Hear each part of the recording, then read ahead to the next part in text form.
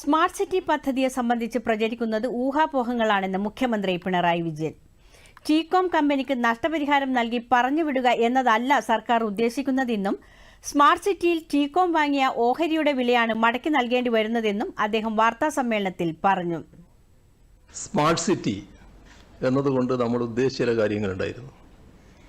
അത് ഒന്നും നിന്നുപോവില്ല എന്നുള്ളതാണ്.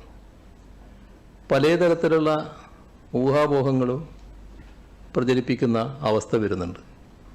നഷ്ടപരിഹാരം കൊടുത്ത് പറഞ്ഞു വിടുക, അങ്ങനെയൊരു സമീപനമല്ല സർക്കാരിനുള്ളത്. ഇവിടെ നാം കാണേണ്ടത് ഇതൊരു ഗവൺമെൻറ് ടു ഗവൺമെൻറ് സംവിധാനമാണ്.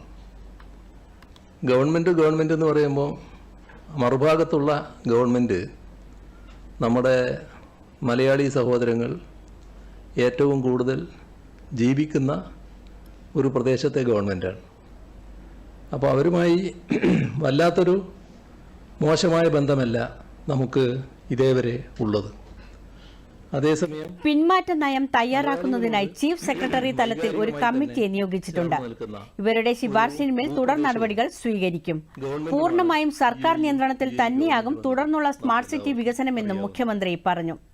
246 ഏക്കർ സർക്കാർ ഭൂമി പാട്ടത്തിന് നൽകിയാണ് സ്മാർട്ട് സിറ്റി SPV രൂപവൽക്കരിച്ചത്. ഈ ഭൂമി കേരളത്തിന്റെ IT വികസനത്തിന് ഫലപ്രദമായി ഉപയോഗിക്കാനാവുമെന്നും മുഖ്യമന്ത്രി വ്യക്തമാക്കി. പദ്ധതി നടപ്പാക്കുന്നതിൽ ഏതെങ്കിലും ഭാഗത്ത് വീഴ്ച ഉണ്ടായാൽ മധ്യസ്ഥ ചർച്ചകൾ മുഖേന പരിഹാരം കാണുന്നതിനും ആർബിട്രേഷൻ നടപടികൾക്കും കരാറിൽ വ്യവസ്ഥയുണ്ട്.